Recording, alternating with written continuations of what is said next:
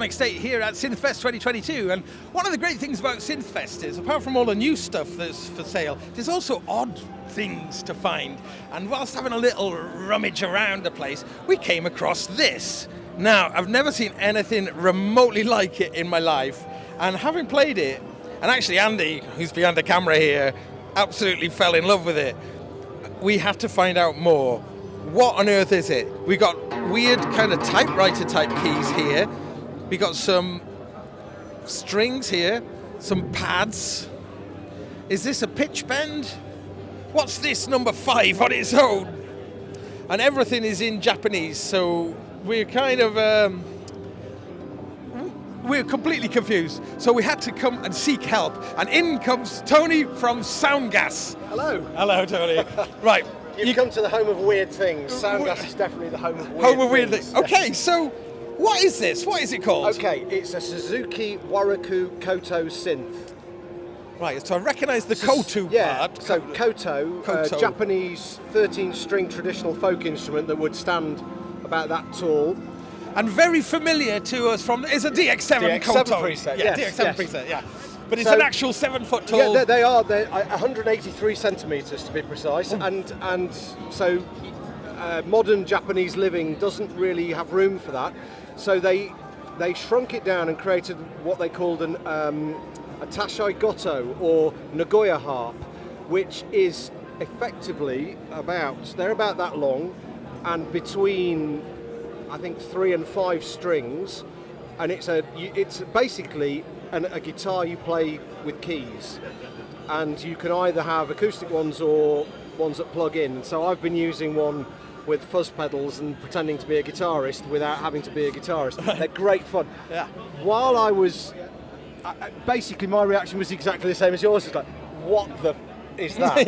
Yeah, because look, bring the camera down here, look. It's got MIDI. It's got MIDI, just to add to the confusion. So I saw one of these and I was like, what is this thing?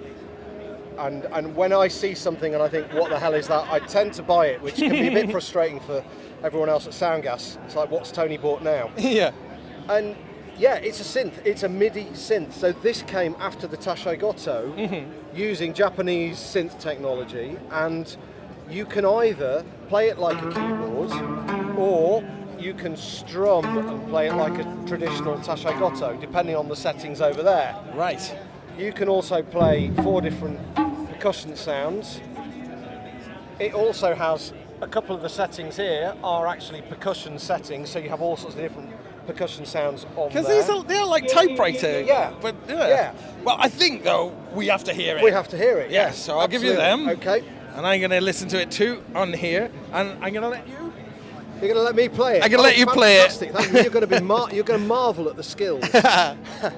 So, start with these sound amazing through an overdriven Tascam mixer or a Space Echo. I think we've got a bit of reverb on there from the rather lovely Von Gon. Oh yeah. So you've immediately got your Bruce Lee film soundtrack. Yeah. So let's have a listen to, I think I'm right in, oh no, that's definitely not percussion. It must be that one.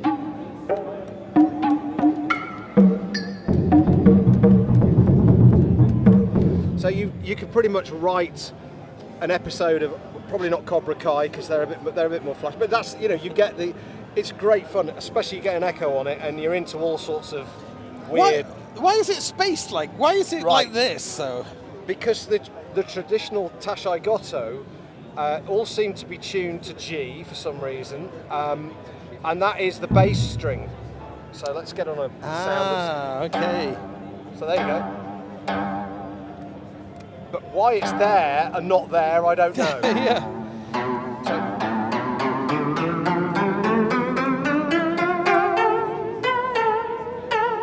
So that is a pitch bend? That is indeed a pitch bend. And then is that amount of pitch? No? Sadly not. That is volume. Okay. Yes. Ouch. So the different sounds. So here's a little trick that someone showed me.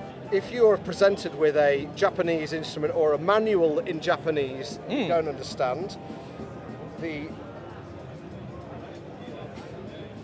that company known as Google, if you use Google Translate using the camera... Ah, with a camera. Oh, look at that! Shamisen. Yeah. Yeah. You might not be... If I take a photo, you might be able to see it with the camera. Oh, yeah. It's also very, very... It's stopped focusing now. Yeah. So... Aha. We have... Shamisen 10. Tang on. You have to use a bit of... So... that's tuning. That's tuning, but it's quite interesting. 440 to 444. Yeah. You can't do kind of. You can't go down to 432 for those people. You've got.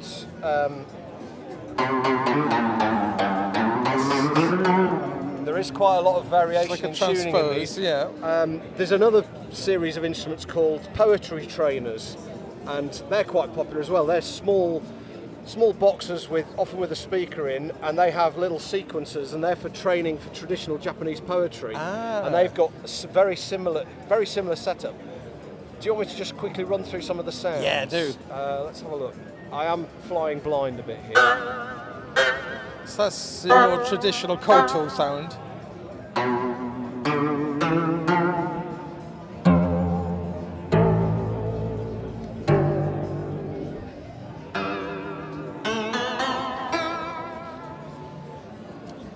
Are these old units, or are they still made now? No, I suspect. I'm not exactly sure. Given that they've got MIDI, Yeah. I suspect they were, and I haven't done any research. I suspect sometime in the 80s through to. Were they still making these in the 90s? It's hard to believe, Right, isn't it? yeah, because like this kind of mechanical thing is just it makes you play in a particular way, doesn't Yes. it? It sort of lends itself to a kind of more. And if you switch it onto it's one of these. There you go. So now.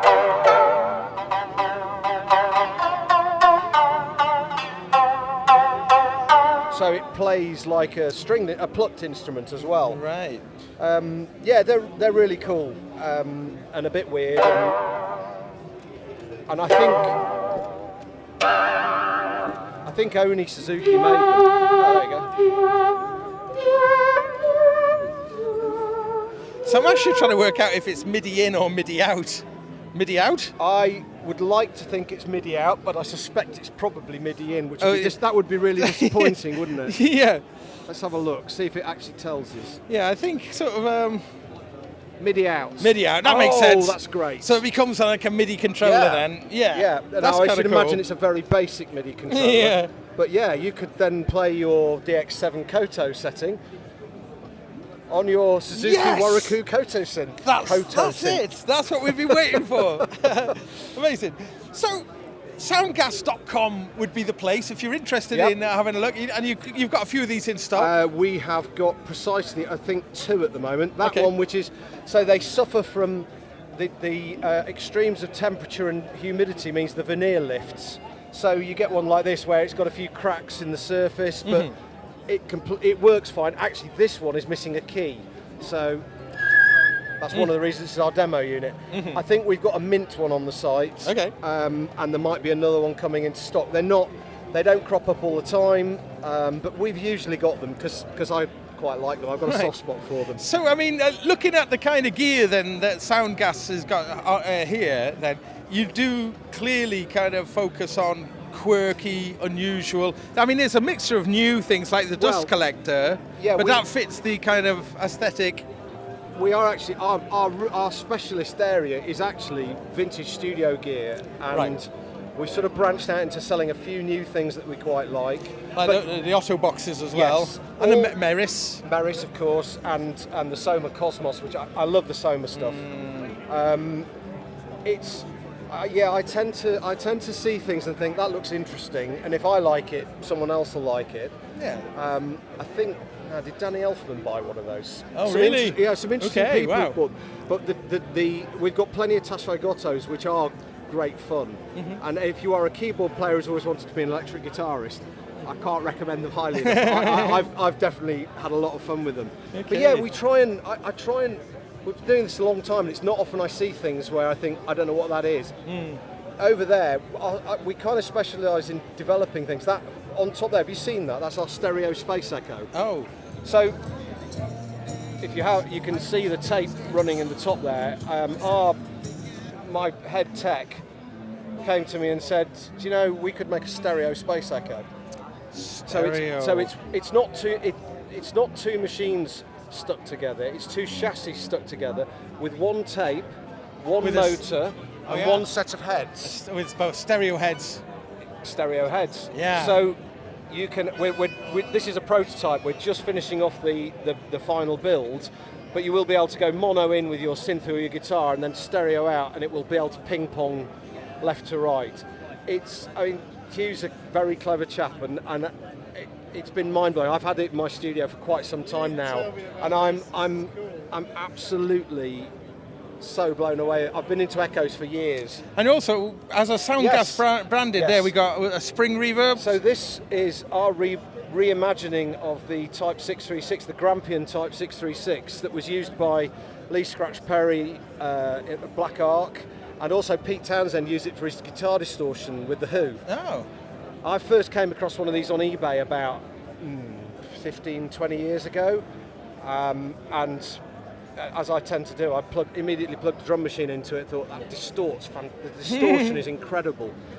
And then later on, as time went on, I found out that Pete Townsend had used it and Lee Perry had used it, and these things started to go up and up in value. Right. And I think the first one I bought was £70, and they now sell for about 4,000. Woof! We were restoring one for a customer, and it was one. They were battery units, and it had been stored on its side. The battery had been left in for about 30 years. Yeah. The acid had leaked and pretty much eaten away the tank, the circuitry, everything. It was nearly all gone, and Hugh rebuilt it. Wow. And I said, "You've pretty much built a new one, haven't you?" He said, "Well, yes." I said, "Could you build a new one?" He went, "Yes." Yeah. So oh, right. That was how we started building things. We thought we might make about 10. So it's using springs then for the reverb? It's got an original Gibbs spring tank, which we've reconditioned. It's got a new old stock germanium transistors, and it took a lot of development, and it is a very faithful reimagining of the circuit. We changed it slightly because the originals are very noisy and lose a lot of bottom end. And we set out to build these. We started building them just before COVID hit. We thought we might make 10 or maybe 20. And over the course of the last 3 years, we've made 80. Wow, okay. But they're incredibly time consuming. And most people, really, they want them for the distortion in the mic preamp. So I said to Hugh, could I get the distortion bit in a pedal, which led to the 636P, which is that unassuming little thing there. And then the next thing was, well, could we have a stereo one? And that became the P2. Aha. And the original circuit returns the signal out of phase. Now, something like this is it's a really nice thing for, you might want to fatten things up, so you might want to try parallel mixing. And if it's returning out of phase, you're losing your signal. Yeah. So I said to you, could we do something to make it in phase?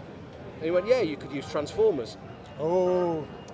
And we've ended up with some Carnhill transformers in there. Yeah. And what started out as basically an overdrive fuzz distortion unit has become, it still does all that, but it also, as a subtle sweetening, it's in that sort of realm of where you just plug something into it. It just sounds wonderful.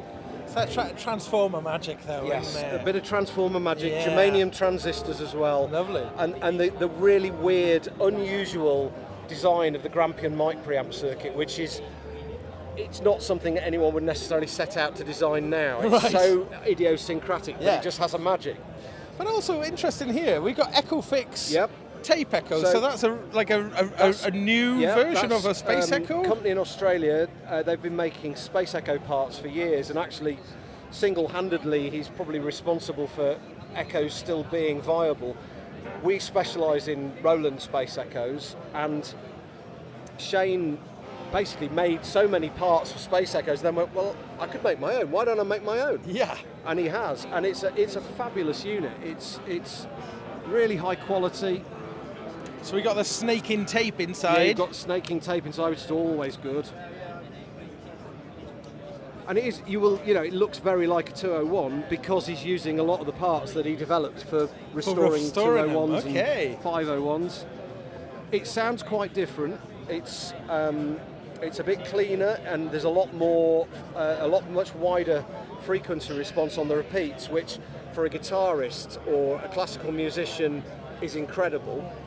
And for an electric guitarist who wants that fidelity that they're used to maybe from pedals, it's amazing. For someone who is raised on dub, the thing about having all that frequency response is when you turn the oscillation up, it becomes a bit much. And I still love the sound of the 201. I also love the preamps in the 201. But I'm not typical of your Echo buyer. We fall into two camps. Most people like to have two, one of each, if they could. And some of our good customers, Heimbach, for example, has got one of each. He's got one of our 201s and an Echo Fix, and he said, they're great for different things. I love using that for subtle stuff, he says. But it's an amazing unit. And he's now brought out a rack version, which has, it's completely analog. This has got DSP, reverb, and chorus in it. He's brought out a completely analog version. It's also got a spring reverb in it as well. And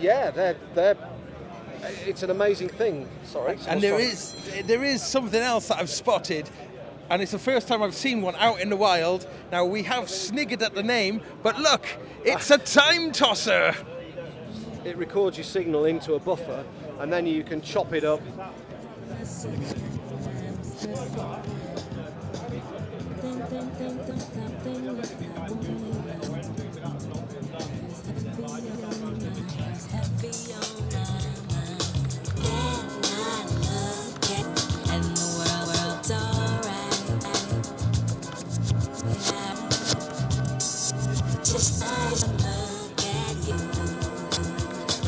Where does he get his time information from?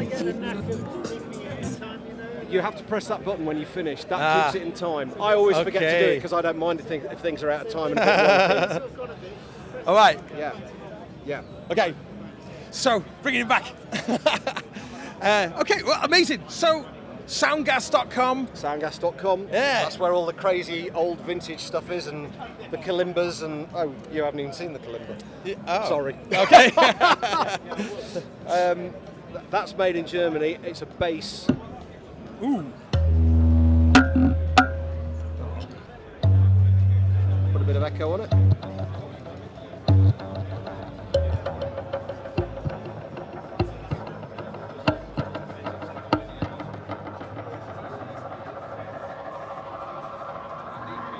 Nice. Thank you, Tony. Okay, Tony, thanks ever so much. Thank you. Thank you for having us. Nice to see you. You too. Take care. See you again. Bye. Bye.